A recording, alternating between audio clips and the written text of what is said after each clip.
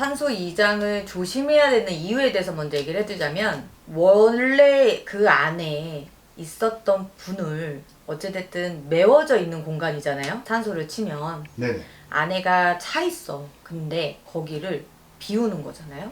이미 한 번 판 무덤은 그곳에 임자가 있는 거잖아요. 그 임자를 빼서 그곳을 아무리 흙으로 덮어서 땅으로 메운들 그 자리는 공석이지 없는 자리가 아니에요. 그렇기 때문에 누구라도 그 자리는 들어가야 돼. 그러면 나왔으니까 누구만 들어가야 돼. 그럼 산자가 들어갈 수도 있다는 얘기잖아. 그렇기 때문에 산소 이장에 대해서는 가볍게 생각하지 말라고 말씀을 드리는 거고, 그리고 또 거기 매셔 있던 분들이 돌아가셨다고 말 그대로 그냥 시체고 죽은 사람들이고 생각이 있겠냐 뭐가 있겠냐 할지는 모르겠지만, 돌아가셨다 하더라도 노한 마음이 있을 수 있고, 돌아가셨다 하더라도 이게 자칫 잘못됐을 때 집안에 풍파가 내릴 거라는 옛날 설이라 하더라도 무지한 사람들도 머리에 그냥 그 감이라는 건 꽂아져 있거든. 그런데 우리 만신들이 제사를 지내고 제를 지내서 그렇게 해서 날 제대로 받아서 그곳에 다 누군가가 새로 들어가지 않게끔 다 구멍을 잘 막아서 그렇게 하세요라고 얘기를 하면은 무시한다고 부시켜 먹는 사람이 되는 거야.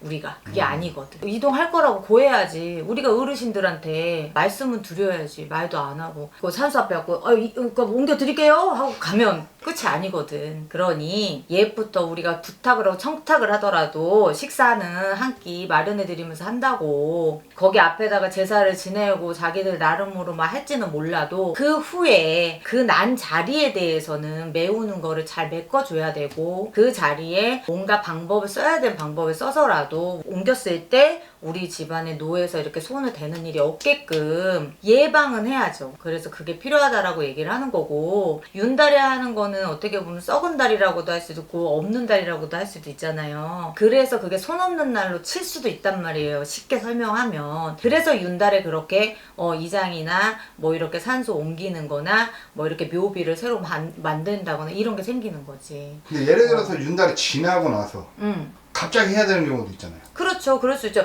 예를 들어서 거기에 갑자기 길이 나. 뭐 이런 경우도 되게 많잖아요. 그럴 때는 안 옮길 수가 없으니까 특별히 그럴 때는 무조건 산제를 지내고 옮겨드려요. 그분들 천도라도 드려드려고 그분들한테 좀 여쭤보는 거야. 그분들의 날. 그 산소에 계신 분들이 있잖아요. 그분들을 위안을 해서 위로를 해서 그렇게 옮겨주시면 외려 그 끝에 옮긴 뒤끝에 외려 더 자손들한테 영화가 나고 좋은 일이 있을 수도 있는데, 잘못했을 때는 집안에 우한이 내리고 또 병사가 내려요.